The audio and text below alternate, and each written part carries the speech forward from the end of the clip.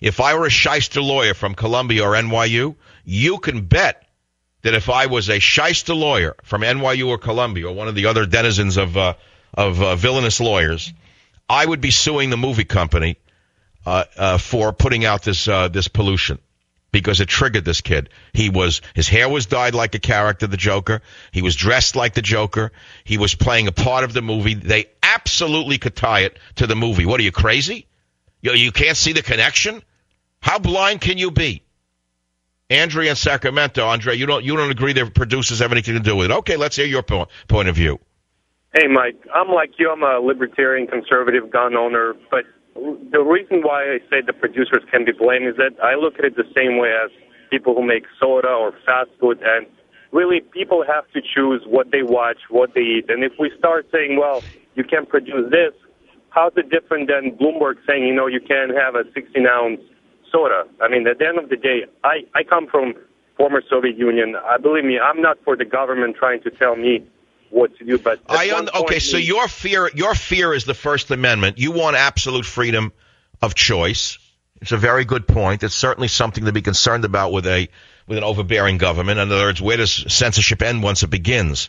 On the other hand, don't you think that the violence in the theaters is triggering violence in susceptible individuals? Absolutely. I agree with you. I dislike the Hollywood lefty trash just as much as anyone else. Andre, look, when I was a kid, as I'm going to repeat again, the movies always showed gangsters dying in the end or going to jail. They never showed them walking around with gold chains and bling on their teeth, living on a yacht in the Mediterranean after they killed people. Absolutely. They were not heroes. They were shown as vermin. The criminal was shown as vermin in the movie theaters. As a kid, my heroes were soldiers, heroic soldiers. There were heroic doctors as heroes. For God's sakes, they made movies that had a kid come out wanting to be a doctor or a soldier or an airman, somebody who loved America. I agree, and that's why we need to just, we need to stop watching these movies. That's how we're going to hit them in the back pocket. Okay, well, that's a sore point for me because I'm a fanatic movie watcher. I watch 2-3 movies a night. Some of them I'll turn off if they're vile. If they're egregiously violent, I don't watch them. If they're egregiously sexual, I turn it off because I don't need it. The point is, if it's part of the story, okay. But I believe that the violence in the movies is inherently related to the reaction of some susceptible individuals. To use the phrase of liberals, to the most vulnerable amongst us.